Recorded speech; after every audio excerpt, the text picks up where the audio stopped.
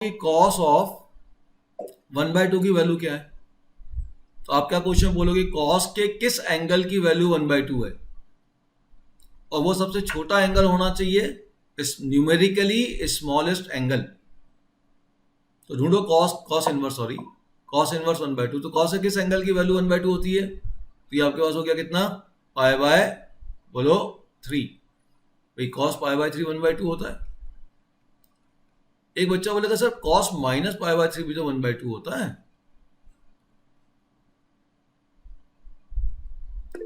ठीक है, क्लियर। तो मैंने वर्ड यूज किया है न्यूमेरिकली स्मॉलेस्ट एंगल।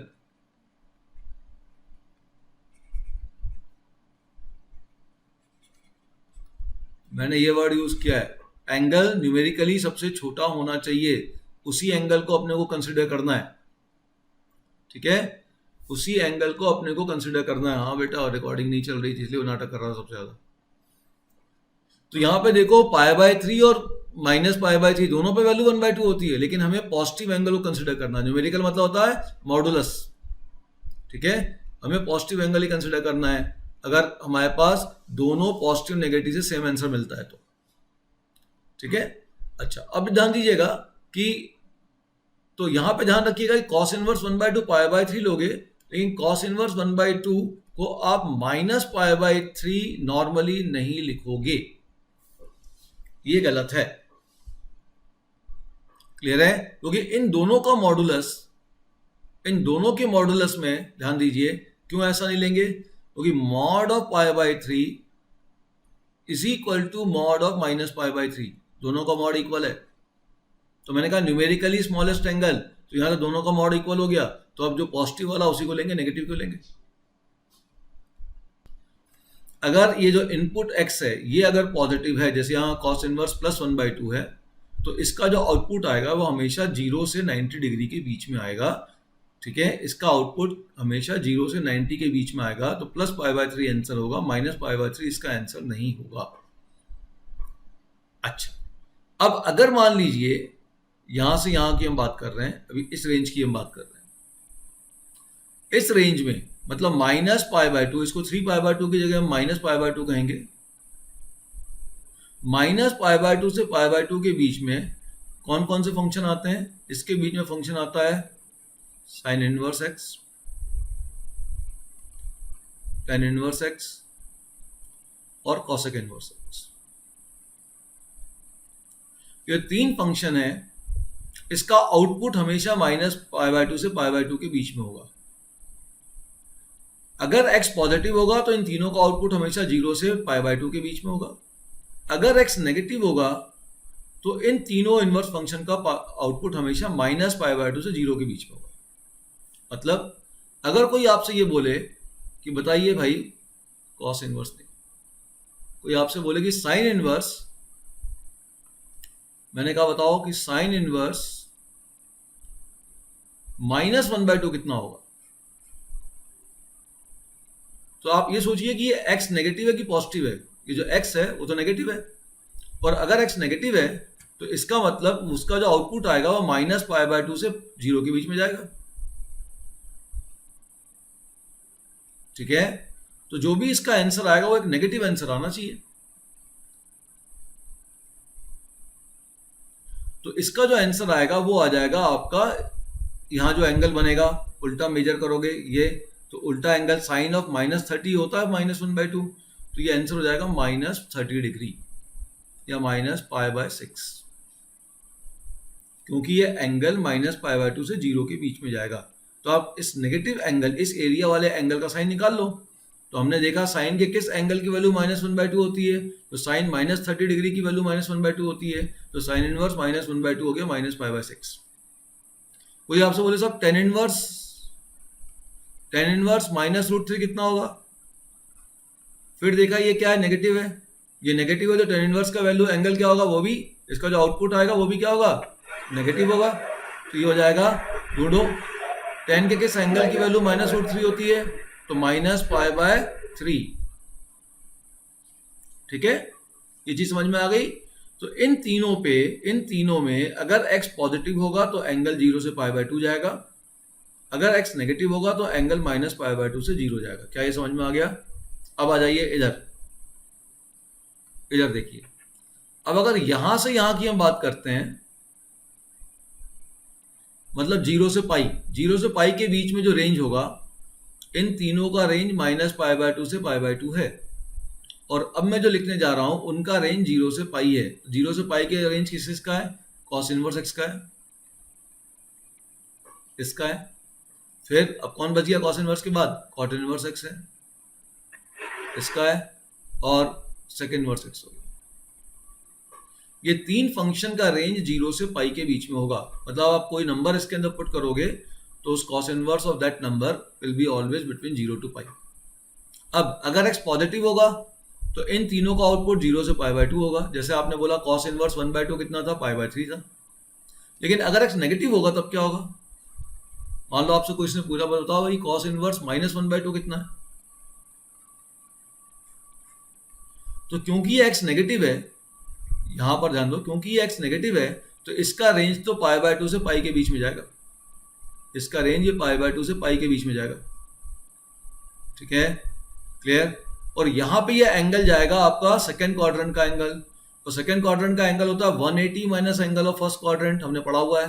तो इसको लिखूंगा मैं, this will be equal to pi minus angle of first quadrant. तो इसका फर्स्ट क्वाड्रेंट का एंगल हो जाएगा कॉस इनवर्स 1/2। अरे बेटा हर इनवर्स एक एंगल है, every inverse is an angle, output angle ही तो आ रहा है। तो ये हो जाएगा आपका pi minus cos inverse 1/2। Cos inverse 1/2 हम निकाल चुके, कितना होता है? Pi by 3। इसको सॉल्व कर देंगे तो ये हो जाएगा 2 पाई बाय 3। तो अगर x नेगेटिव होगा तो इन तीनों इनवर्स का जो कॉस इनवर्स, कॉट इनवर्स और सेकंड इनवर्स का जो आउटपुट होगा वो पाई बाय 2 से पाई के बीच में जाएगा, मतलब सेकंड क्वाड्रेंट में जाएगा। अगर x नेगेटिव होगा तो साइन इनवर्स, टेन इनवर्स और कॉसेक इनवर्स का आउटपुट हमेशा फोर्थ क्वाड्रेंट में जाएगा। अगर x पॉजिटिव होगा तो इन छयों का आउटपुट हमेशा फर्स्ट क्वाड्रेंट में जाएगा। थर्ड क्वाड्रेंट में इनवर्स का आउटपुट कभी भी नहीं जाएगा। लेकिन first quadrant is common to all inverse, third quadrant is not use in inverse function, fourth quadrant is use in clockwise direction, negative way में डायरेक्शन लेंगे। ठीक है, ऐसे हम यूज करते हैं। ठीक, क्योंकि हमने वर्ड क्या यूज किया है? क्लॉकवाइज क्यों यूज कर रहे हैं? क्योंकि हमने एक बहुत इंपॉर्टेंट वर्ड यूज कर रखा है डेफिनेशन में कि इसकी न्यूमेरिकली स्मॉलेस्ट एंगल होना चाहिए। तो जो भी उसका आउटपुट आप लिखोगे उनका मॉड ले लो, उस मॉड में जो छोटा वाला होगा उसी को लोगे, और अगर बराबर हो रही है मॉड की वैल्यू तो जो आपका पॉजिटिव होगा उसी को लोगे। ठीक है, हाँ, इस बात को थोड़ा समझ ले। F of F inverse of x is x है। जैसे मैंने अभी थोड़ी देर पहले कहा था कि स्क्वायर और रूट क्या थे? एक दूसरे के इनवर्स थे। चलो उस वैल्यू को मैंने कह दिया कि मान लो कि वो के है या लैम्डा है। ठीक, एक वैल्यू है, तो साइन इनवर्स एक्स वैल्यू देगा ना, जबकि लैम्डा लाई करेगा किसके बीच में? -1 से 1 के बीच में। अब मैंने आपसे बोला कि बताओ साइन इनवर्स लैम्डा क्या होगा? तो क्लियर है, साइन एक्स अगर लैम्डा है तो साइन इनवर्स लैम्डा, अगर हम प्रिंसिपल वैल्यू की सब चीज़ों को कंसिडर करते हुए चल रहे हैं तो साइन इनवर्स लैम्डा आपका एक्स होना चाहिए, हाँ या ना? अब ध्यान से सुनना, साइन इनवर्स एक्स को मैंने लैम्डा कहा और मैं मान के चल रहा हूँ कि मैं प्रिंसिपल ब्रांचेस को लेके चल रहा हूँ, और उस केस में साइन इनवर्स एक्स लैम्डा मिला, साइन एक्स लैम्डा मिला। अब साइन इनवर्स लैम्डा क्या हुआ? साइन इनवर्स लैम्डा आपका क्या हो जाएगा? एक्स हो जाएगा बाय डेफिनेशन। अब इस लैम्डा की जगह वापस इस वैल्यू को फीड कर दिया मैंने, लैम्डा की जगह मैंने वापस इस वैल्यू को फीड कर दिया। तो अब क्या हो गया? Sine inverse sine of x is equal to x. ठीक, अब एक बच्चा बोले सर इस x की वैल्यू को अगर वापस यहां फीड कर दूं तो? वैसे ये तो आपने अच्छी बात बताई, अगर मैं इस x की वैल्यू को यहां पे फीड कर दूं तो ब्लू पेन पे ध्यान दो, तब क्या हो जाएगा? तब भी देखो, साइन ऑफ x की क्या पुट कर दूंगा? Sine inverse lambda, sine inverse lambda is equal to lambda. तो ये इनवर्स फंक्शन की एक बड़ी इंपॉर्टेंट प्रॉपर्टी है, या किसी भी इनवर्स फंक्शन की प्रॉपर्टी है कि फंक्शन के ऊपर इनवर्स फंक्शन लगा दो या इनवर्स फंक्शन को फंक्शन के ऊपर लगा दो, हर बार ये एक दूसरे के इफेक्ट को क्या करेंगे? नलीफाई कर देंगे, खत्म कर देंगे और आपको हमेशा x दे देंगे।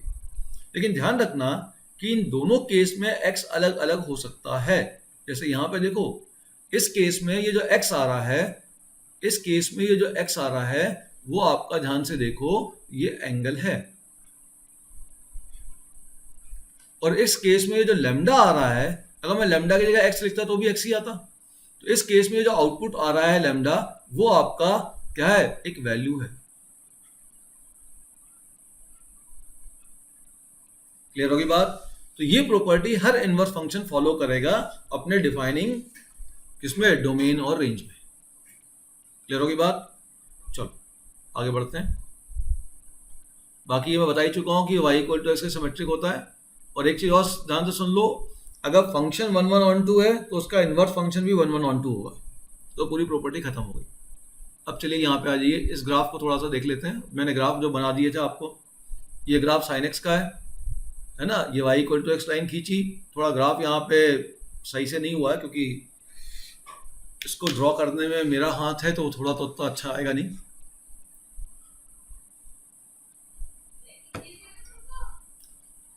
तो ये ग्राफ आपके पास साइन एक्स का हो गया, y equal to x line रखी मैंने, तो इसका इन्वर्शन इमेज मेरे पास ये बना, ये साइन इनवर्स ग्राफ हो गया।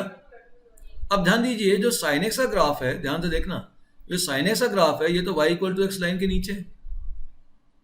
तो साइन एक्स की किसी भी एंगल पे, मान लो इस वाले एंगल पे मैं वैल्यू निकालना चाहता हूं, इस वाले एंगल पे साइन एक्स की जो हाइट आएगी वैल्यू ये आएगी, और एक्स वाली वैल्यू ये आएगी।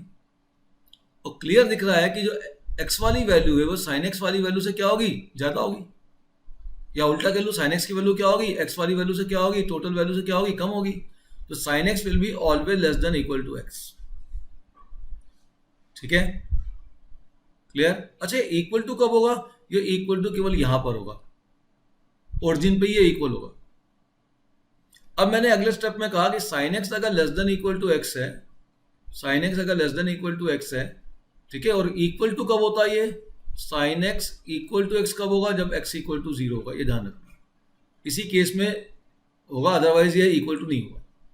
अब मैंने कहा एक्स से डिवाइड कर दो, और हम जानते हैं जिस क्वांटिटी से डिवाइड कर रहे हैं वो तो नॉट इक्वल टू 0 होना चाहिए। तो ये अब लेस देन 1 हो जाएगा, क्योंकि एक्स को मैं 0 नहीं ले सकता हूं। 0 पे इक्वल आ रहा था, अब इक्वल टू गायब हो गया। अच्छा, साइन एक्स अपॉन एक्स हमेशा 1 से छोटा है, ये 1 के बराबर नहीं है, 1 के बराबर कभी भी नहीं है।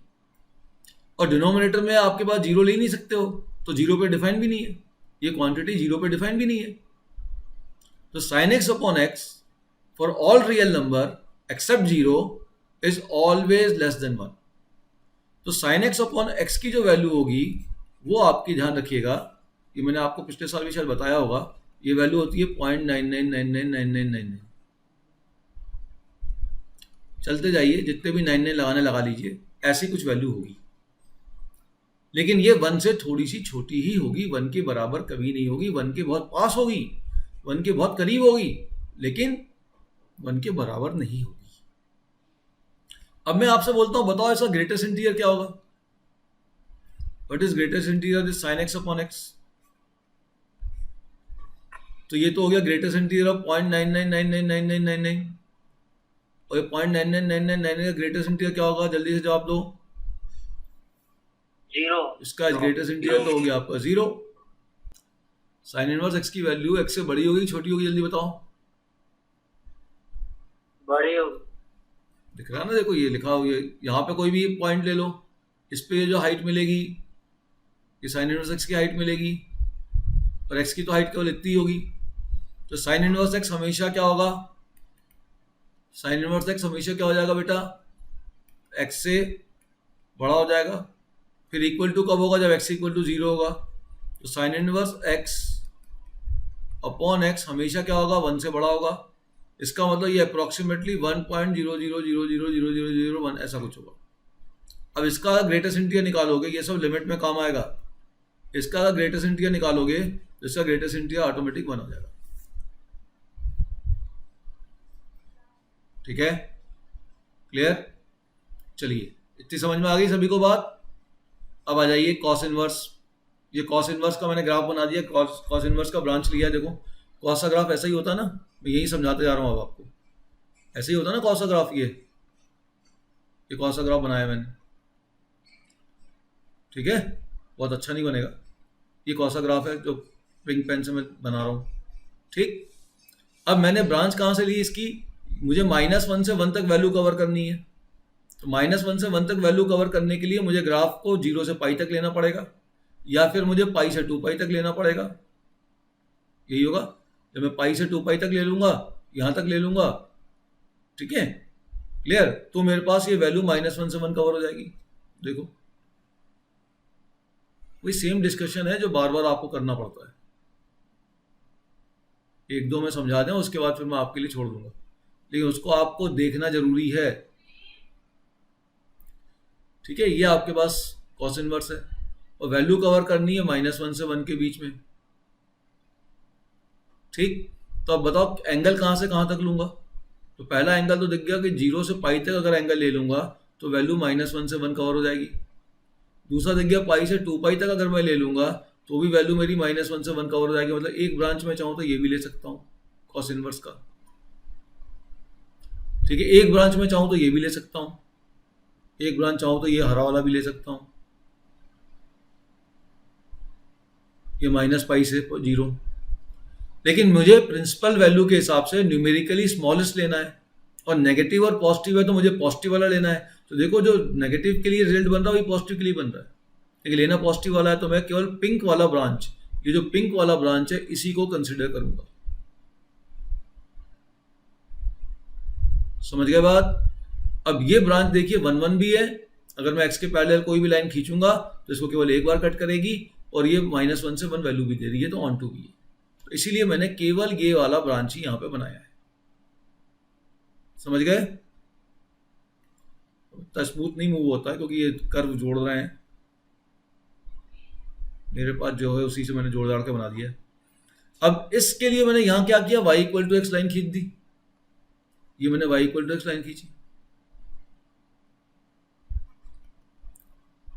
अब ये जो आपके पास था 0 से पाई, वो तो आपका यहां चले जाएगा, ये 0 हो गया, और ये कहां तक जाएगा आपका, ये पाई तक जाएगा। और यहां पे कहां इंटरसेक्ट किया था इसने, π/2 पे, तो ये कर्व अब यहां π/2 पे इंटरसेक्ट करेगा। और ये वाला ग्राफ जब मैं यहाँ पे मिरर रखूंगा, y = x पे जब मिरर रखूंगा, इस पे जब मिरर रखूंगा, तो आपका ये जो इमेज जो है ऊपर चले जाएगा, तो ये आपका ग्राफ यहाँ से स्टार्ट होगा, और यहाँ पे कहाँ से कहाँ तक मूव करेगा, ये 1 से लेके, ध्यान रखना ये 1 तक आएगा, ये 1 है, 1, और ये है आपके पास कितना, -1।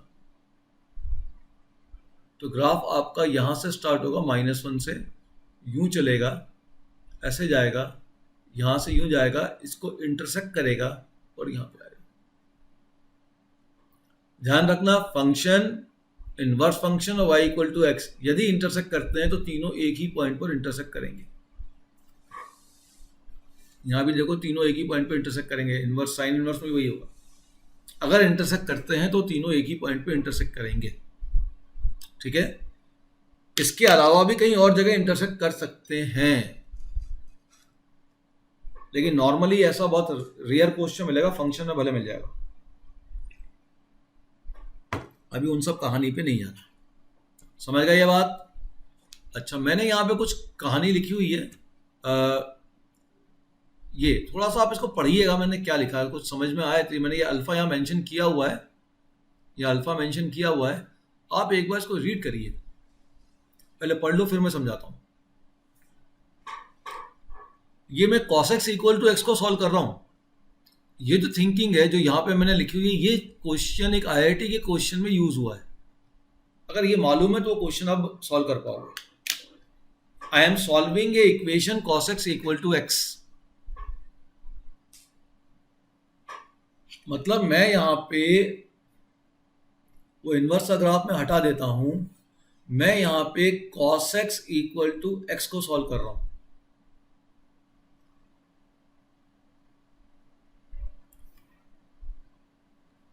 और ये है y = x। मैं इस इक्वेशन का सॉल्यूशन देखना चाहता हूं, cos x = x। तो क्लियर दिख रहा है cos x = x का जो इंटरसेक्शन पॉइंट ये है, लेकिन ये कौन सा एंगल है, ये y = cos x है, ये कौन सा एंगल है ये आपको नहीं मालूम। ठीक है, साइन में तो ओरिजिन था, ये आपका हमने मान लिया कि ये कहां पे इंटरसेक्ट किया, x equal to angle alpha पे इंटरसेक्ट किया। ठीक है, अब मुझे ये देखना है कि अगर ये x equal to alpha angle है, तो अगर x की वैल्यू अल्फा से छोटी होगी तो इस cos x और x के बीच में क्या रिलेशन होगा। तो अगर x की वैल्यू अल्फा से छोटी होगी, सुनिएगा ध्यान से, x की वैल्यू अगर अल्फा से छोटी है, मान लो यहां कहीं x की वैल्यू, इस जगह x की वैल्यू, x की वैल्यू इस जगह है, थोड़ा मैं ज़्यादा इसमें फंक्शन को इन्वॉल्व कर रहा हूँ, इस जगह x की वैल्यू है, तो आपको क्लियर दिख रहा है ये cos x की जो वैल्यू है वो इस y इक्वल टू एक्स की वैल्यू से, इस वैल्यू से cos x की वैल्यू जो डॉटेड वाली बनी है ये ज़्यादा है। तो अगर x छोटा है अल्फा से, तो cos x की जो वैल्यू है वो बड़ी है किससे, cos अल्फा से। ठीक है, क्लियर। अब एक बच्चा बोलेगा सर यहां तो लेस देन था, यहां ग्रेटर देन कैसे हो गया। इस बात को समझने का एक और तरीका हो सकता है। अब ये बताओ ये जो कॉस फंक्शन है ये इंक्रीजिंग है कि डिक्रीजिंग है। डिक्रीजिंग है। ये डिक्रीजिंग फंक्शन है।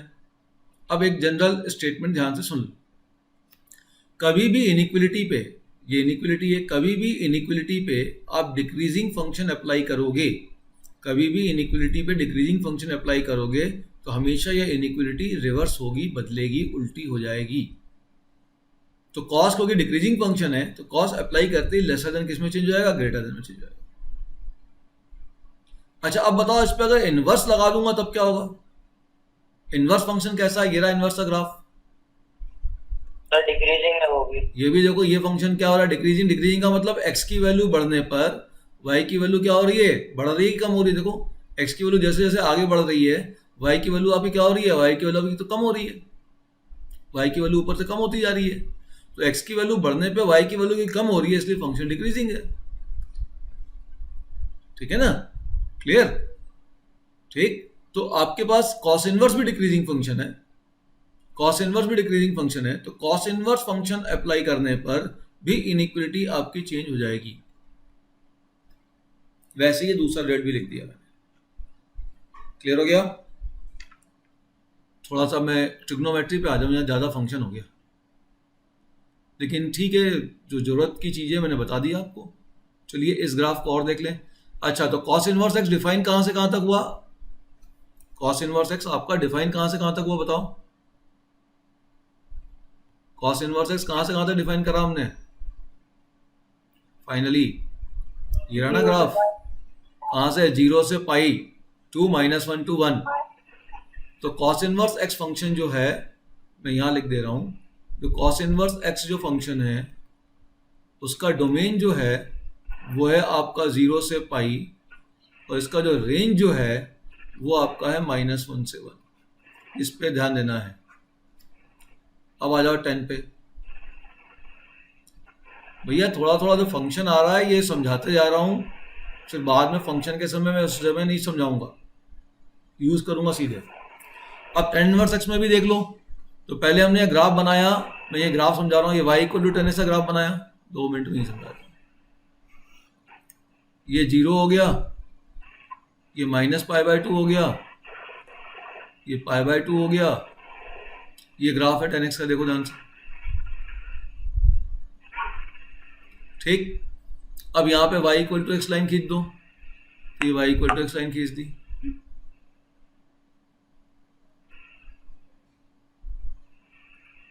ठीक है, ये जो -π/2 से π/2 वो तो यहाँ पे आ जाएगा। अब यहाँ पे आ गया -π/2 से π/2, यहाँ पे क्लियर दिख रहा है π/2 पे ग्राफ क्या होता है, इसके पैरेलल हो जाता है। तो इस वाले π/2 पे भी जो ग्राफ आएगा इनवर्स का वो इसके पैरेलल आएगा। अब इस डॉटेड लाइन पे आप मिरर रख दो, डॉटेड लाइन पे क्या रख दो बेटा, मिरर रख दो।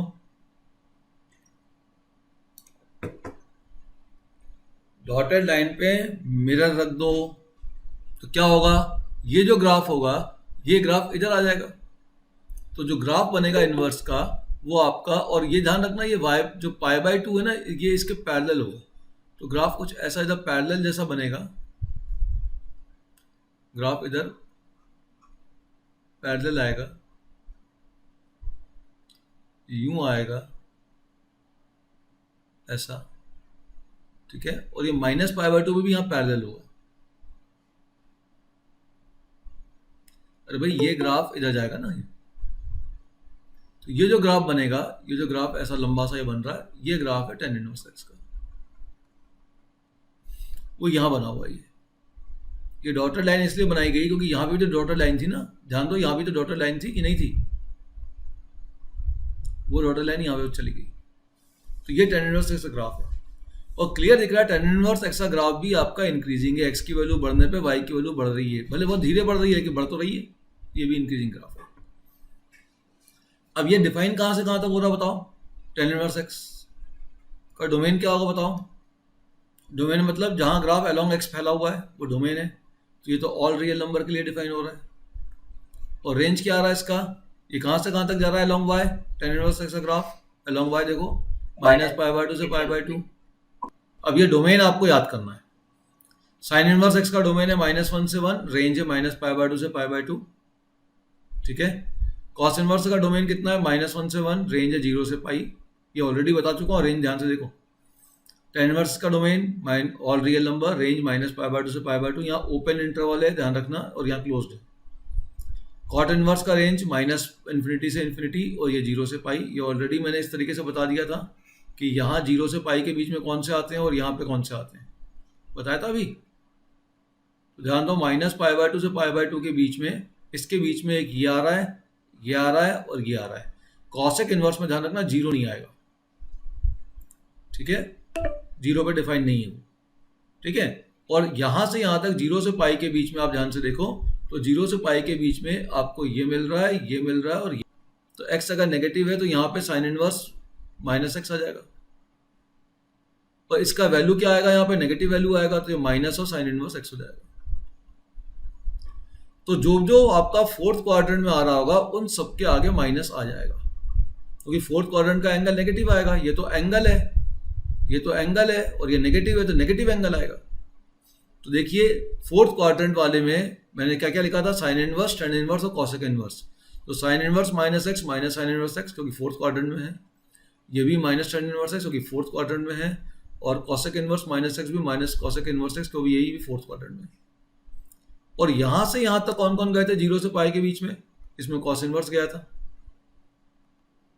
अब ध्यान रखना कॉस इनवर्स इसमें गया था, तो यहाँ जो एंगल होगा कॉस इनवर्स -x जो होगा वो तो सेकंड क्वाड्रेंट का एंगल होगा, और सेकंड क्वाड्रेंट का एंगल होता है 180 minus angle of first quadrant, ये अपन ने पढ़ा ट्रिग्नोमेट्री में।